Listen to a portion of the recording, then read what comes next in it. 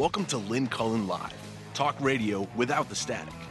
Email your questions and comments to lynn at pghcitypaper.com. And now your host, Lynn Cullen.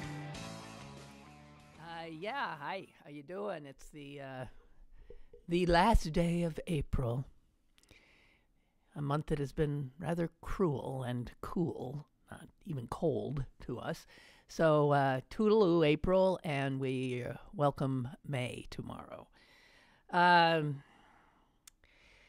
boy, as usual, an awful lot to talk about. I think let's start with the White House Correspondents' Dinner, which some of you may have watched. I did not. I, however, yesterday did take time to watch the 19-minute monologue that was given by Michelle Wolf, a comedian, and because I made a point of looking at it because scanning through Twitter, it was clear that there was a lot of pearl clutching at the dinner, which happens. I mean, what I'm saying right now could have been said last year, could have been said the year before, and the year before that, and the year before that, and the year before that, and the year before that. I mean, what? I think this is an ill-considered event, really. The White House Correspondents' Dinner, ostensibly a dinner like most dinners, held to raise money for a scholarship fund that the White House Correspondents Organization has, which is all fine and dandy. But over the years, this White House Correspondents' Dinner has devolved into, in many ways, sort of I think, an exhibit for everything that's gone wrong in Washington, D.C. The chumminess of the people who are supposed to hold accountable those in power, and the powerful. They come together. The White House press corps and the people that they cover. And of course, it's more than the White House press corps. It becomes just the press in general and Washington, D.C. in general. And then in the last maybe 8, 9, 10 years, there's become this new thing added, which is that publications and networks seem to vie with each other to invite to the dinner, to sit at their tables, some glitterati or from Hollywood or from some notorious person from the news of the day. And so it's just a big media, I'm going to say a very bad word, okay? But it is what it is. It's a very big DC establishment media elite clusterfuck. Okay? That's what it is. The White House Correspondents' Dinner. And one of the things traditionally that has happened there is that the president, given the fact this is the White House Correspondents' Dinner, the president goes and sits at the head table and takes it on the chin. It's a roast, sort of. And then the president gets up and gives it back. So everybody laughs. Everybody supposedly has a good time until they don't. And the fragile egos on display are just a classic of these are the people who dish it out. And they can't take it. I think it is an event that has sort of hit the wall and needs to go away. and the good journalists at this association of reporters need to figure out another way to raise money for their scholarship fund, because this is just an exercise in a lot of lousy, awful stuff now. In such a divided country and such a divided Washington, there is no way that people can now come together and rib each other, because there's underneath, the only way for that kind of a format to work is that underneath it there is a mutual kind of respect, or even a measure of kindness, an understanding of where the line is that you wouldn't cross. And there is no way that that is possible anymore, especially since the current White House occupant has erased all the lines that ever existed of what is considered normative. You cross that line, oh my God. Well, he has. He's crossed every line you can imagine, right? And so there are no lines, and so everybody's just out there, and everybody is geared for insult and offense, and it doesn't work. It just flat out doesn't work. I can also say on a very elementary level, there is something that a purist journalist would suggest is totally wrong. That never should the people whose job it is to hold the people in power accountable, never should they establish chummy social relationships with the people they cover. It infects their coverage. And this whole thing is and the reaction to this weekend's dinner is just lends credence to absolutely everything I'm saying. Michelle Wolf did her job. She was hired to come and lampoon the current occupants of the White House, and also the press that covers the White House. And she did. And they didn't like it.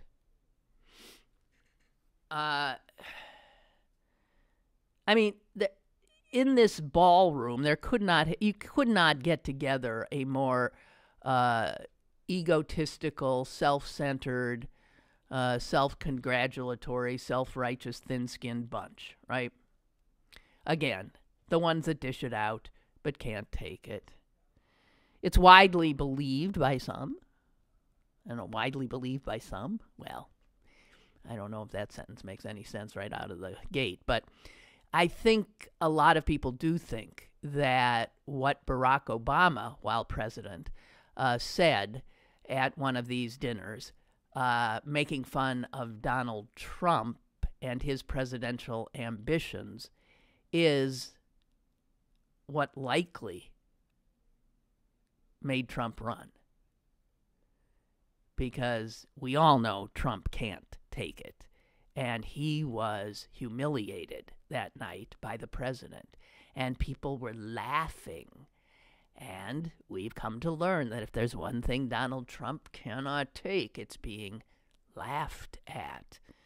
And so he got the last laugh, didn't he? Yeah. And since he is the first president that refuses to go to this dinner, the dinner's done. Let it go. But what I thought was most, I watched the thing. I thought some of what she said was very funny. I thought other stuff she said was, yeah. It doesn't matter. She did fine. She did the job she was hired to do. And then everybody did what we've come to know they will do. They took offense. And what was amazing is that most of the outcry was in defense of someone who I consider absolutely indefensible, and that is Sarah Huckabee Sanders. Wolf had some jokes about her, and mostly about her lying, just standing up and lying, and about the obnoxious way she treats the press, the fact that she belittles them and screams at them and then lies to them. Is anyone going to suggest that that's not true? And so everybody's all freaked out that what? Michelle Wolf did what she was supposed to do. She spoke truth to power. She had more courage than the journalists there who are supposed to do that on a daily basis. And then, oh my God, the people who held the dinner put out some kind of a apology later, suggesting that Michelle Wolf was not in her remarks were not, let me find this. It is such a bunch of crap. This is from the president of the organization, Margaret Taylor. I also have heard from members expressing dismay with the entertainer's monologue and concerns about how it reflects on our mission. How does the dinner itself reflect on your mission? Oliver Knox, who will take over this summer as our president, and I recognize these concerns and are committed to hearing from members on your views on the format of the dinner going forward. I hate that, going forward. Whatever happened to in the future? Anyway, last night's program was meant to offer a unifying message about our common commitment to a vigorous and free press. What? Wait, let's back up. Last night's program was meant to offer a unifying message about our common commitment to a vigorous and free press? Whose common commitment? The White House has a commitment to the free press? This dinner was meant to send a unifying message? Then why do you have as your entertainers people who are known for their lacerating political humor? You don't invite them to offer some kumbaya-ish unifying message. That's bull.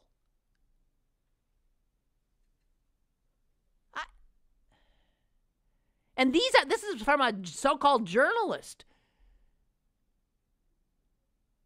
just lying through her teeth about what the event is.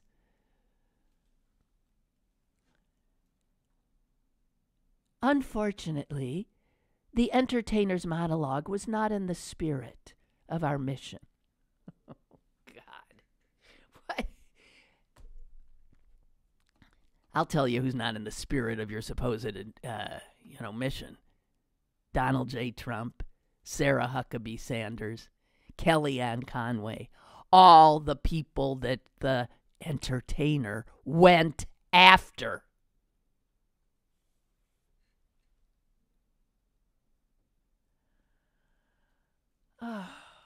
So I thought the person who had the best take on it was Charlotte Clymer, who is with the Human Rights Campaign. And she said this on Twitter. An organization dedicated to exercising the First Amendment holds an annual event that was created to celebrate the First Amendment, and then releases a statement admonishing a performer for criticizing the White House over their attacks on the First Amendment.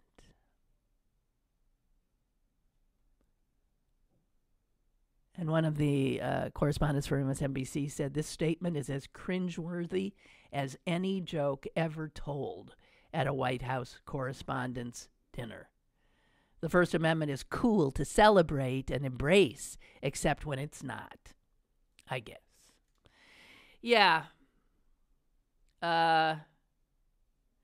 And then to see Republicans squawking and freaking because she seemed to attack women. When they abet, enable, excuse the leader of their party, who I don't think, please, we need for me to do a sort of recitation of all of the comments he has made, attacking women for their looks, for their sexual attractiveness, all the disgusting statements he has made using vile language about women's body parts. And so somehow Michelle Wolf, not even coming close, or when she did, she's essentially referring back to the President of the United States. That is not allowed. But the initial comments from him are apparently okay. Again, the mind-blowing hypocrisy of these people and their very selective outrage. So I just want to say, I mean, that's really all I have to say about it. Trump gets on Twitter and calls Michelle Wolf filthy. Donald, you're the one who started this filth as part of the public discourse. Grab him by the pussy. Donald, you're the one who erased all the lines. You're the one who made this kind of ugliness and vituperation the new normal. You're the one.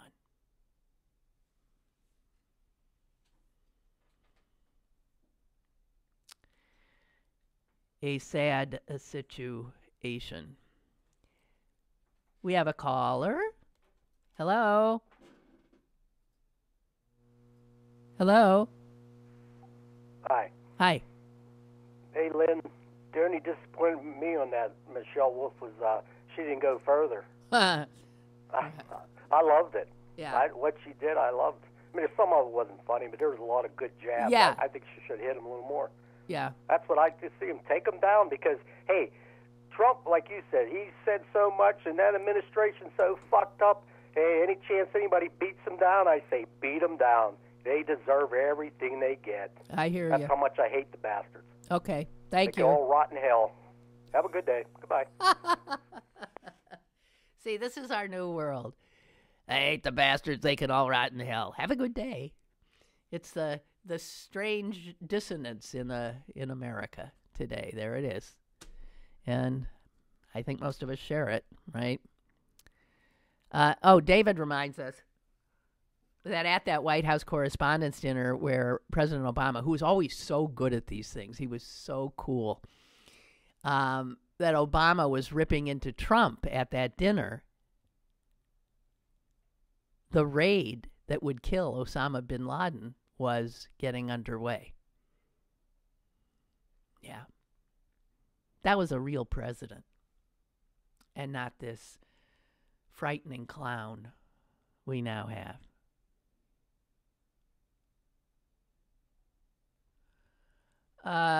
Gigi wants to warn us.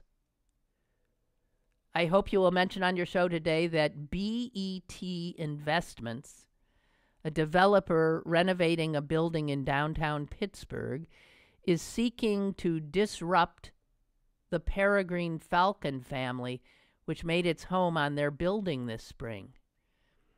The chicks are 2 weeks old, and the developer wants to remove them and turn them over to a rehabber to raise, rather than allowing the parents to care for them until the chicks fledge in just a month. The developer claims that the parent birds are buzzing their workers. What the developer does not understand is that removing the chicks will not solve their problem, since the parent birds will continue to visit the place where they knew their chicks to be. The behavior could last as long as the time it would take for the chicks to fledge naturally. The folks at the aviary could provide more information. Thanks for considering playing a part in saving the peregrines. Yeah. I mean, leave them alone. I mean, come on. It's a month. Work around them. Or put some netting around your workers who are getting buzzed. Oh, I don't know. God.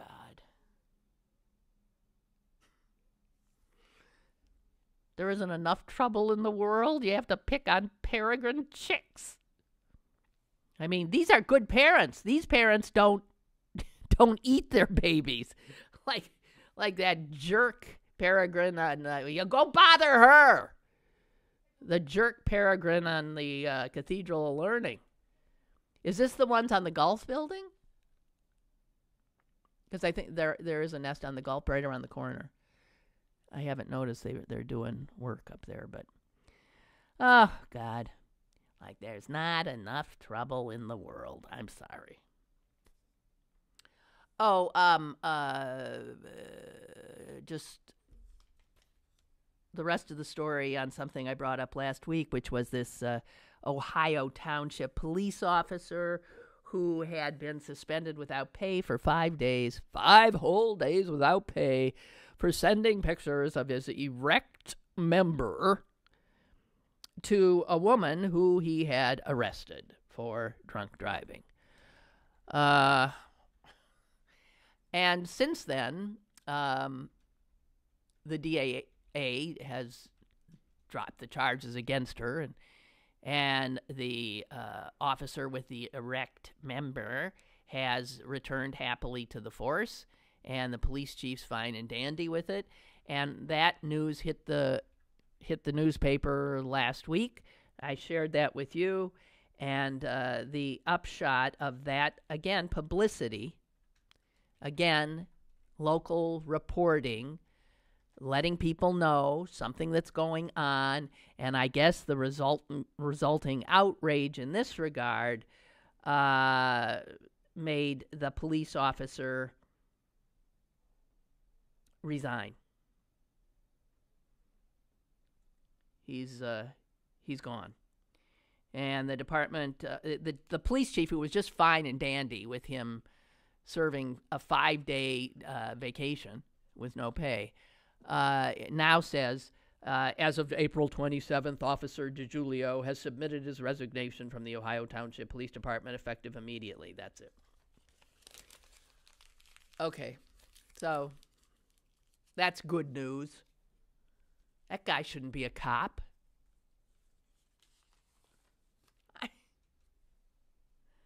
I mean, it's just sort of, and that the police chief would not see that guy should not be a cop. This is a guy who supposedly took an oath to serve and defend. And he's terrorizing and disgusting women who he's arrested.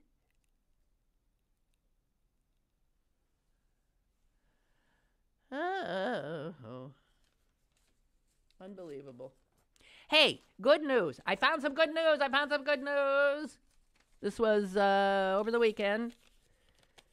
And, I mean, it really is good news. And to me, you know, our bus system here, the Port Authority, is, drives you crazy a lot. It also gets you to where you're going a lot, too. But it has made a lot of wrong turns in terms of policy and in fits and starts and this is and that's. And they were hell-bent on putting in this system whereby they don't accept cash, where you just, you put in this little card onto a machine and blah, blah, blah, blah, blah. And also they were wiping out a bunch of routes, as they always seem to be doing, Anyway, they were doing a lot of stuff that was going to what? Hurt poor people.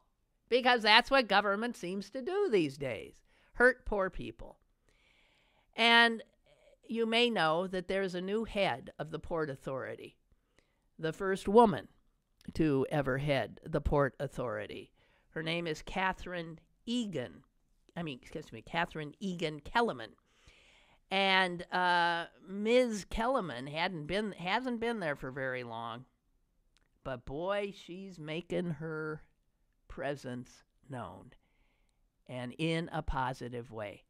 Stop and think. You got a woman at the Port Authority who's moving things in the right direction, very, very assertively, turning things, saying, that's not what we're doing anymore. And then think of the woman who now heads the airport as well, who everybody is just raving about her leadership skills. I wonder if there's this untapped resource in this country called women executives, women in charge. Listen to what this woman, CEO, Catherine Kellerman, has done. For the second time in a month, she announced that she was scuttling some major thing that had been underway for years. For years. She announced Friday that the Port Authority will abandon its 2-year-old plan to shift to cashless fares on the light rail system. And, this is a biggie, will not then follow through with this outrageous proposal to use armed police officers on the routes to enforce the payment of fares. Whoever thought that would be a good idea? Stop and think about it. Yes, let's have armed police come on and, I guess, make sure that people are paying their fares. You need armed police for that? You mean someone potentially could die for failure to pay a fare? Really? We don't see this as a little over the top? And since a lot of the people who ride are poorer people and people of color, and my guess is a lot of these cops will be white guys with guns, we sort of know where that can go, right? So here's what she said. First of all, in regard to the cashless stuff, she said, wait a minute, that only works if you have at each stop a machine that allows people to put money onto their cards. Yeah. Well, those machines aren't at every stop. And so for some poor soul who's got the money in his or her pocket, but boards the bus or the light rail train at a station that doesn't have one of these machines, they got the money, but they can't get on. How much sense does that make? And she says this. The possibility a person could have $2.75 in their hand, but still can't ride because they couldn't buy a ticket doesn't make any sense. Our goal should always be, how do we make this easy? Oh my God. A CEO actually thinking about the customer. And she went on to say about the armed officers, we will not be using police officers for primary fare enforcement. It only creates barriers where we don't need them.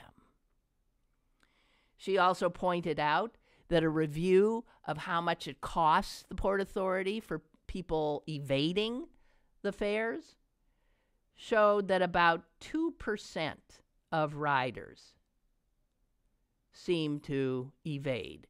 And that is what's called an evasion rate among the best in the country. So, if we already have some of the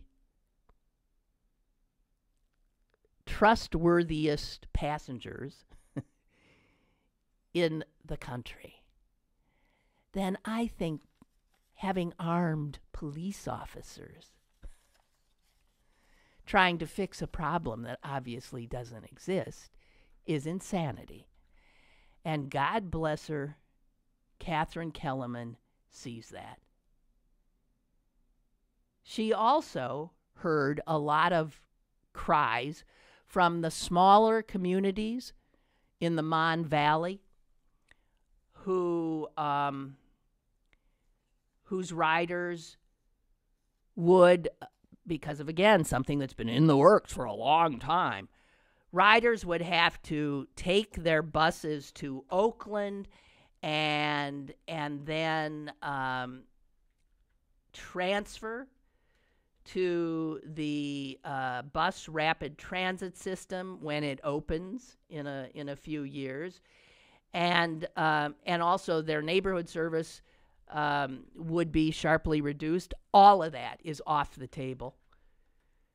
She had her staff. She said to the staff, "Hey, would you please review those plans and decide if these neighborhood buses, which you're saying are going to be gone, couldn't just use the lanes, the special lanes that we're building for the rapid transit line? And let's see if that's a possibility. These people can stay on their buses, not have to transfer, and their buses will not slow down the operation of." And guess what? The staff did that and found out, oh, yeah. So I guess we don't have to inconvenience these people. They board the bus where they board their bus in their own community, and they ride that baby right downtown.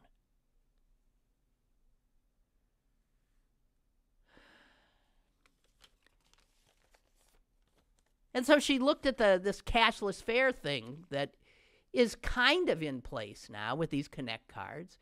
And she said,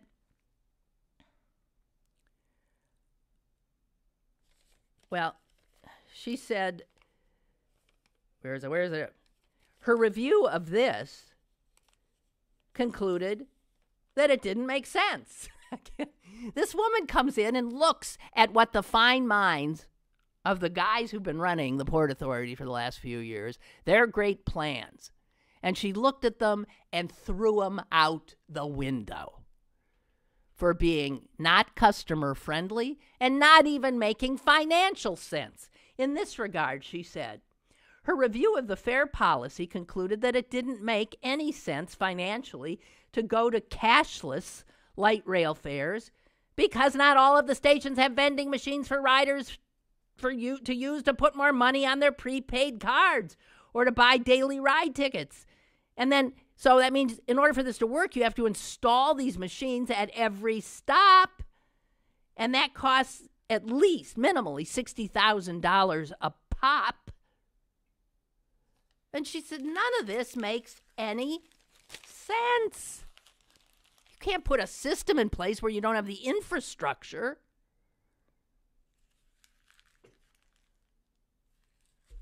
Oh, so we now got somebody finally heading the Port Authority whose number one concern is you, is the user. She wants to make it easy. She doesn't want to put needless barriers up. She wants to keep you on your bus if she can and not make you transfer. She wants you, if you've got the money in your pocket, to be able to use it. Since the authority hasn't provided the necessary machines that you can get your card up to snuff. What the Port Authority actually expected people to what? Have to travel downtown to the Port Authority office to get, I don't even understand where people's heads are. Thank God. Thank God. Obviously got somebody good here. Obviously got somebody good. Mark writes, I always thought David Gregory was the worst. Yeah, I have never liked him either. After Scott McClellan's book, David Gregory said this about the Bush-Iraq war lies. I think there are a lot of critics who think that if we did not stand up and say this is bogus, and you are a liar, and why are you doing this, that we did not do our job. I respectfully disagree. It's not our role. David, you didn't think it was your role as a journalist to report the truth and not lies? And if what you're being told is a lie, you just pass that on? Your job is just pass it on, not evaluate it? Are you effing kidding me? What journalism school did you go to, babe?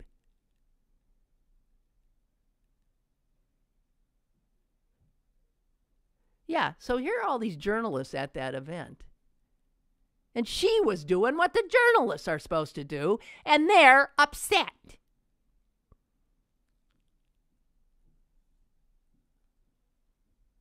She told the truth. And she had the courage to tell it to their faces. And you have Maggie Haberman over at the New York Times. Oh. Maggie Haberman, who Trump has demeaned. And yet she goes to bat for his lying press secretary.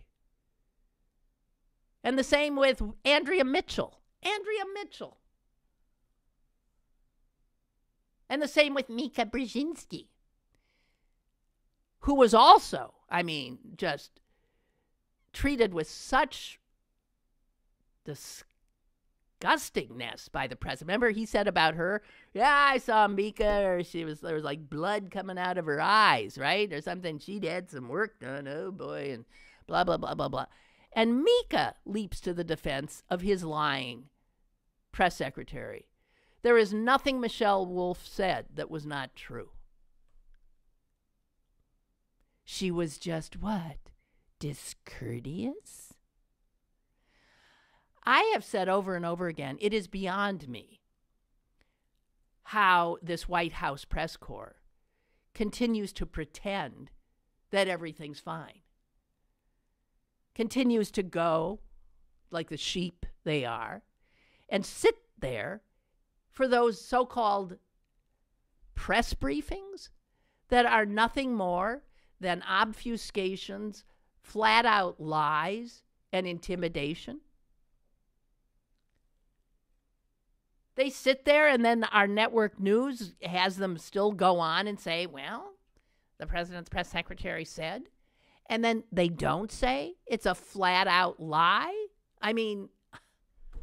They do more and more. I know they do. Jeez.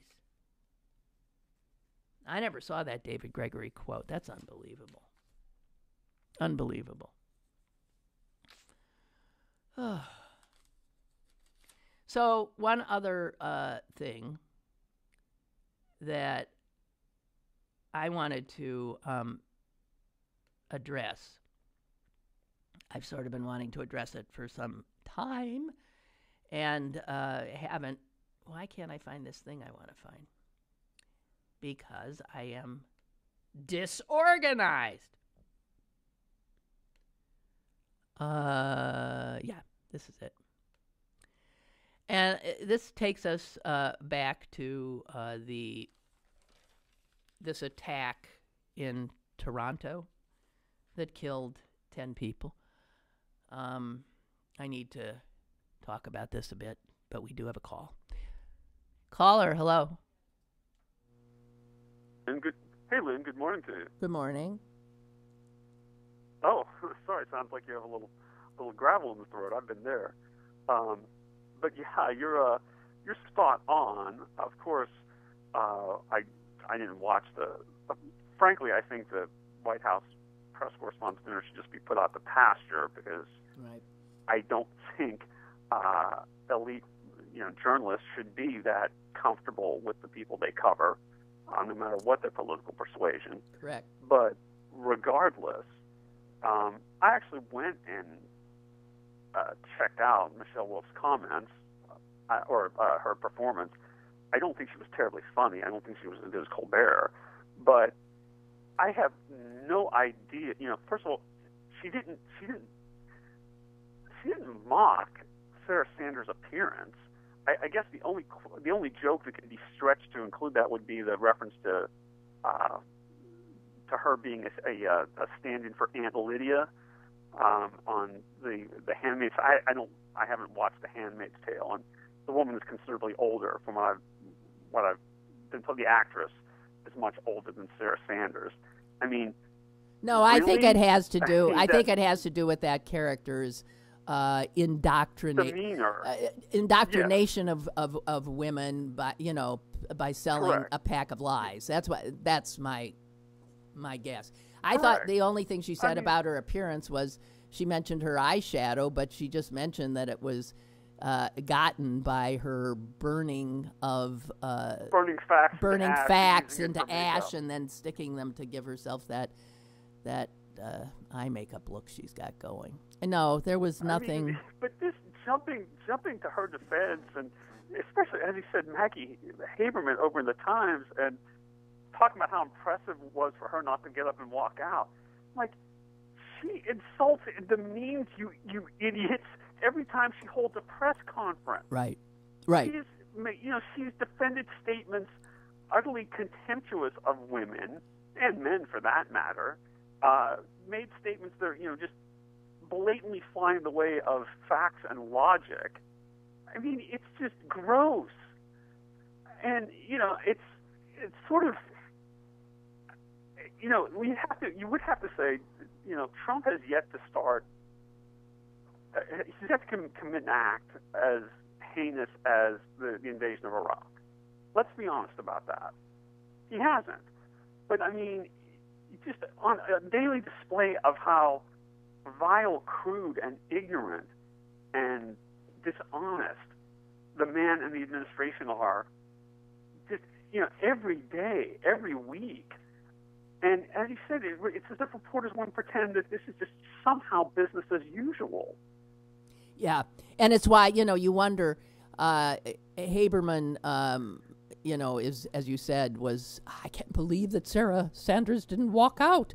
Well, what I can't believe is that Maggie Haberman and Jim Acosta and all of those reporters don't get up and walk out instead of sitting there and taking her abuse and lying to their faces day in and day out. It is beyond me. And they don't do it because they're fearful of losing their access. Access to what? Access to a pack of lies. That's the bullshit. I know. It's just, it is. I know. I'd like a reporter raised their hand one time and said, hey, Sarah, is the reason that, not to mock your appearance, but is the reason you always have that look on your face with your nose curled up and that sneer, that grimace, is it because you're smelling your own bullshit? Is that what it is? Because, I think that's what it may be. Well, see, if somebody did that, then the press corps would turn on them and say that is just so rude, so disgusting. No, they don't. They've lost. That's so rude. That's so rude. Yeah. It's so disgusting. As opposed to. It's as if you were. As opposed to things you were talking about grabbing women by the yeah, exactly right. And that some countries are shitholes because they have black and brown skinned people. That's right. And that right. and if you demean a woman's appeared. They're bleeding from their whatever. It's disgusting. Yeah, that's okay, and it's very impolitic of you and rude, I must say, to even bring that up. So how politically incorrect of me. Yes, you're out of here. I'm here. not respecting their feelings. That's the other thing that kills me. Oh yeah, their feelings. It's just the whole thing with like college students. Yeah, I understand there are universities that have coddled college students and and immature kids who can't take dissenting opinion or any sort of anything that reeks of being offensive. But my God, who are the real adult snowflakes here? Yeah, I hear you, and I thank you for the call. Bye. Bye. Bye. Goodbye. Bye. Now, I want to get to something. Remember, I had said that I guess it's only terrorism when it's a dark-skinned or Muslim who drives a vehicle onto a sidewalk, mowing down, 25, 30 pedestrians, killing 10, maiming 17 others. So it's not terrorism with this guy, a young white man. Well, believe it or not, I think it is terrorism. And it's terrorism directed at women, as we find out. Because we haven't been told a lot about the motivation of this guy, but we've been told enough. He faces 10 counts of first-degree murder and a whole bunch of other counts of attempted murder. And he did post something on his on the internet right before he went out on his spree. I'm looking for exactly what he said. But it was a message that exhibited extraordinary hostility and hatred for women. And it turns out that this guy, his name is Alec Manassian, he is part of a group of men who call themselves incels, INCEL, which stands for involuntarily celibate. Incel. In other words, a bunch of guys who can't get laid. That's what it is. They can't find a woman who wants to be intimate with them. And their whole thing is that women are the enemy, that women need to be raped, that women need to be even killed. Yeah, the incels. And you know what? They hold up as heroes guys who have killed women. This Manassian guy was on Facebook. He posted, the last thing he posted on Facebook was in praise of incels, and also saying something to the effect that the incel rebellion has begun, or something to that effect. And then he went in his car, and guess what? He aimed that car at women. And that has not been reported very much, has it? Of the 10 people killed, 8 are women. And one as old as 94. The other as young as, I can't remember, something horribly young. He went after women, and he also was a devotee of a guy named Elliot Rodger. And Elliot Rodger is a guy who killed 6 people in California in 2014, who had recorded YouTube videos raging against, quote, spoiled, stuck-up sluts who had sexually rejected him. And before this Rodger person, there was also a guy named George Sedini, right from here, who also, this is the one who walked into that, forgetting the name of the club, that gym, and killed people in the gym. He had left behind him an online diary complaining that women ignored him and that he hadn't had sex in years. And he went in there to, I guess, vent. And all of these guys have become heroes to this bizarre crowd that lives on the internet, plotting and planning ways to take down the women who won't sleep with them. Involuntary celibates, incels. And so often these mass murders that may be, if they're not a terrorist, then what are they always called? Lone wolves. They ain't so lone, a lot of them. They've got brothers in arms. These guys may, in fact, be killers because they are part of the incel movement, which is a violent, misogynistic, terrorist organization. But I guess because we didn't know about it, or we're not that interested in violence against women because it's so ho-hum and always been there, that people aren't connecting the dots here.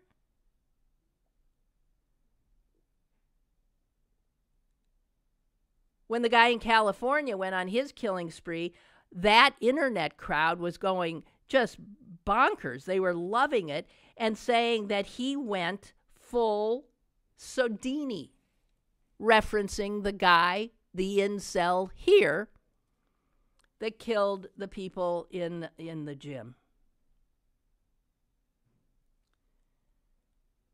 So the Rodgers guy who killed 6 had written a 140-page manifesto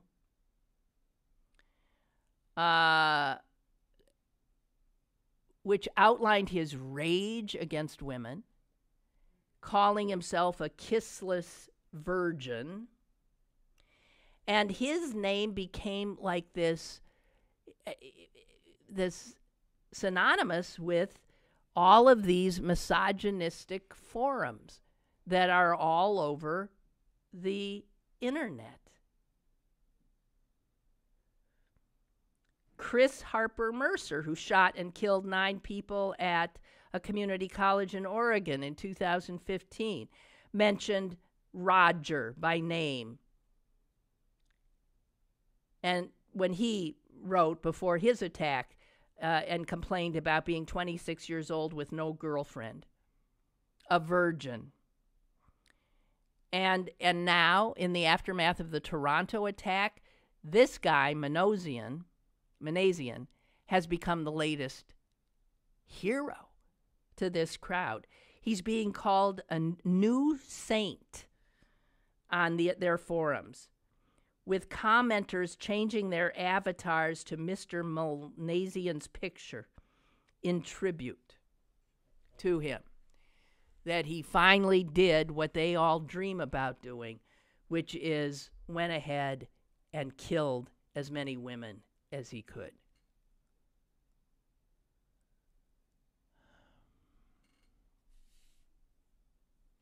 So, as we continue to lose our innocence, I think it's important to recognize this because the law enforcement community is dragging its boots in connecting the dots here. And now that we know that incel is something, and that there are these online, there is an entire online culture, and it's not just somewhere a bunch of guys who can't get laid get together and, you know, and I don't know, console each other. It is a self-radicalized community that is anti-feminist, misogynistic, and they share this central thesis. I'm going to read what it is. That their involuntary celibacy, their incel, results from the shallowness of women. Their members have said that women only like to date jocks, and they call the men they hate, who they don't take their violence out on, chads, like Chad. They say that couples, the perfect little couples, they call them Chad and Stacy. And so one post will look like this. I am going to start shaming sluts at my university. I am going after those Chads and Stacys.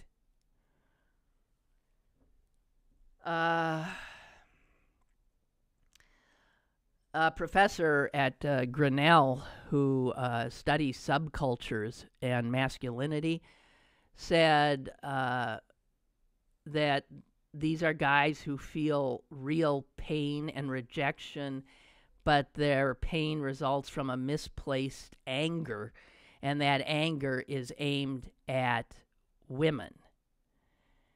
And they want to kill him. Here is the post on his page. Private Recruit Manasian, Infantry 00010, wishing to speak to Sergeant 4chan, please. The incel rebellion has already begun. We will overthrow all the Chads and Stacys. All hail the Supreme Gentleman Elliot Rodger. Elliot Rodger, who killed 6 people and left behind all these videos in which he vowed a day of retribution against the women who had sexually rejected him. And now he has been displaced by this Manasian who had worshipped him.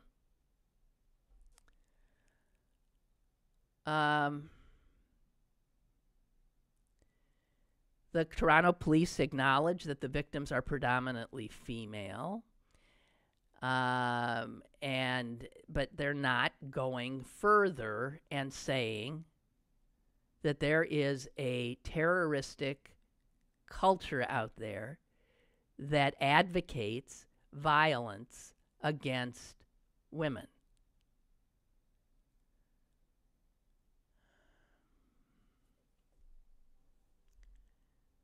I don't know. So I'm just telling you. Yoo-hoo. You know, these are some of the same guys, by the way, who target women on the internet in general. So that, you know, if you're a woman who's out there, you often are subject to just disgusting misogynistic attacks. One woman reporter who wrote a memoir called Sex Object, she ended up having to literally flee her house with her daughter on the advice of law enforcement officers. This was back in 2011 because one of these groups had put her on a registry of women to be targeted.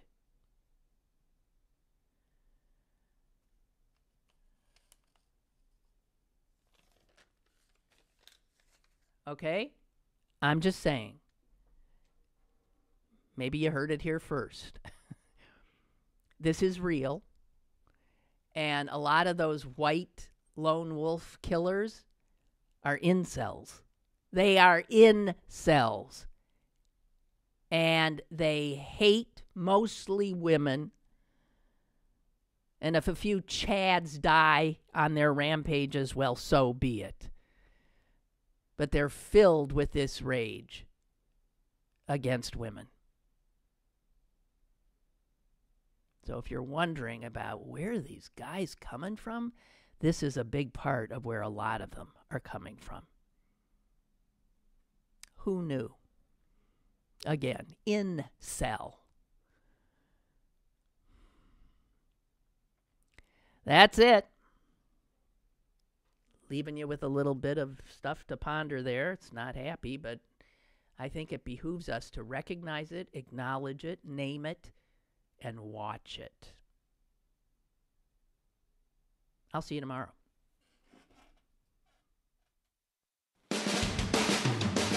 Lynn Cullen Live, Monday through Friday from 10 a.m. to 11 a.m. and archived at pghcitypaper.com. The opinions expressed on Lynn Cullen Live are those of the host and do not necessarily reflect the viewpoints of Pittsburgh City Paper or its advertisers.